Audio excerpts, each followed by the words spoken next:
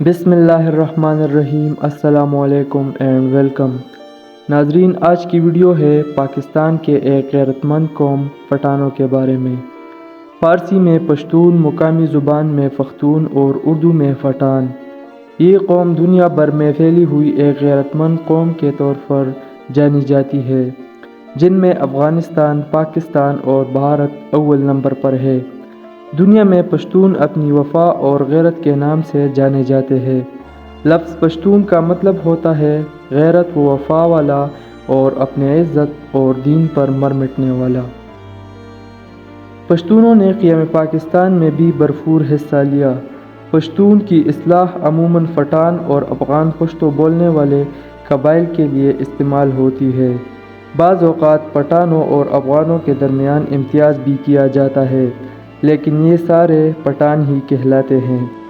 بعض ان میں کافی فرق بھی کرتے ہیں اور پٹھان پشتون اور افغان کو الگ الگ قبیلوں سے تصور کرتے ہیں اور ان ناموں کے وجہ تسمیہ اور تاریخ الگ الگ بیان کرتے ہیں۔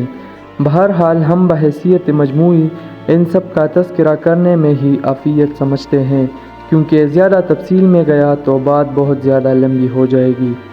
آپ لوگوں نے قرآن پاک میں حضرت موسیٰ علیہ السلام کے بارے میں پڑھا ہوگا کہ ایک موقع پر انہوں نے ایک پتھر پر اپنا عصا مارا تو 12 چشمے پھوٹ پڑے کہ ہر چشمہ بنی اسرائیل کے 12 قبیلوں کے لیے الگ الگ تھا۔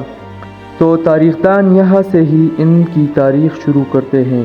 اسرائیل کے ایک ریسرچ رپورٹ کے مطابق پشتون یا پٹھان یہودی النسل ہے اور ان کا تعلق بنی اسرائیل کے 10 گمشدہ قبائل سے ہے، کیونکہ اس وقت جتنے بھی یہودی ہیں وہ حضرت موسیٰ علیہ السلام کے زمانے کے 2 قبیلوں سے تعلق رکھتے ہیں، جبکہ بقیہ 10 اپنا مذہب تبدیل کر چکے ہیں یا ان کا کوئی پتہ معلوم نہیں ہو رہا۔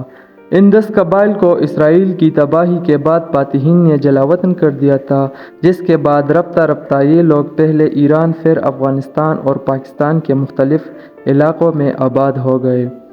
جبکہ جیوش اٹلس میں صوبہ سندھ کی قدیم بندرگاہ دیبل کے بارے میں بتایا گیا ہے کہ یہ بندرگاہ یہودی تاجروں کی بہت بڑا مرکز تھی۔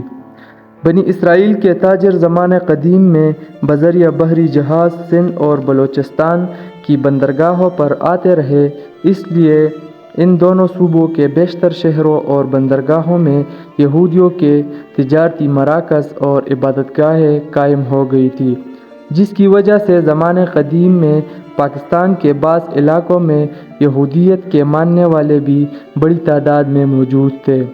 اسرائیل میں 12 قبائل آباد تھے، جنہیں بنی اسرائیل کے اجتماعی نام سے پکارا جاتا تھا۔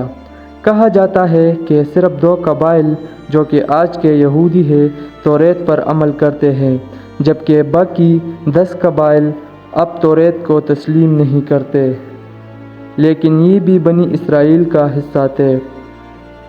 آج کا شمالی اسرائیل حضرت عیسیٰ علیہ السلام کی پیدائش سے تقریباً 800 سال قبل نینوا کی اشوریہ قوم نے فتح کر لیا تھا، جبکہ جوڑا کے نام سے موسوم جنوبی علاقے پر صدیوں بعد بابل سے آنے والوں نے قبضہ کر لیا۔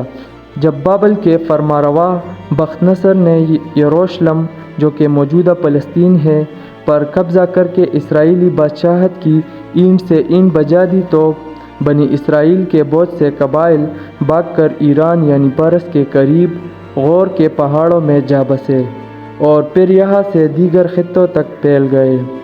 ہزاروں سال سے دنیا میں زمانہ قدیم کے گمشدہ یہودی قبائل کے بارے میں گردش کرنے والی داستانوں کے مطابق ایتھوپیا میں آباد پلاشا یہودیوں اور افغانستان، مشرقی ایران اور پاکستان کے پشتون قبائل کو ان یہودیوں کی نسل سمجھا جاتا ہے۔ پشتون افغانستان میں سب سے بڑا نسلی گروپ اور پاکستان میں دوسرا بڑا نسلی گروہ ہے۔ خود بعض افغانوں کا بھی یہ دعویٰ ہے کہ ان کے آباء و اجداد کا تعلق قدیم زمانے کے یہودیوں سے تھا، جبکہ افغانستان کے آخری بادشاہ ظاہر شاہ مرحوم برملا یہ اقرار کرتے رہے کہ ان کا تعلق بنی اسرائیل کے بنیامین قبیلے سے ہے۔ اسی طرح پاکستان اور افغانستان کی نصف آبادی یہودی قبیلے کے بچھڑے بہن بھائیوں پر مشتمل ہے۔ ان کے مسلمان ہونے کے بارے میں تاریخ سے یہ پتہ چلتا ہے کہ حضور صلی اللہ علیہ وآلہ وسلم کے زمانے میں قریش سردار حضرت خالد بن ولید رضی اللہ تعالیٰ عنہ ان لوگوں کے پاس رسالت کی خبر لے کر آئے اور اس خبر کی تحقیق کے لیے قیس نامی شخص کی قیادت میں چند سرداروں کا وفد ان کے ساتھ مکہ روانہ ہو گیا۔ یہ قبائلی سردار بحیثیت مہمان جب مکہ پہنچ گئے تو وہاں نبی پاک صلی اللہ علیہ وآلہ وسلم سے ملاقات کے بعد اسلام قبول کر لیا، جبکہ فتح مکہ کی مہم جوئی میں بھی یہ آپ صلی اللہ علیہ وآلہ وسلم کے ہم رکاب رہے۔ ان سرداروں کو واپسی پر نبی کریم صلی اللہ علیہ وآلہ وسلم نے تحفے تحائف بھی دیے اور اس وفد کے امیر قیس کا اسلامی نام عبدالرشید رکھ دیا، جبکہ اسے فختان یا بتان کا لقب بھی عطا کیا اور پھر یہی لفظ بعد میں پٹھان بن گیا۔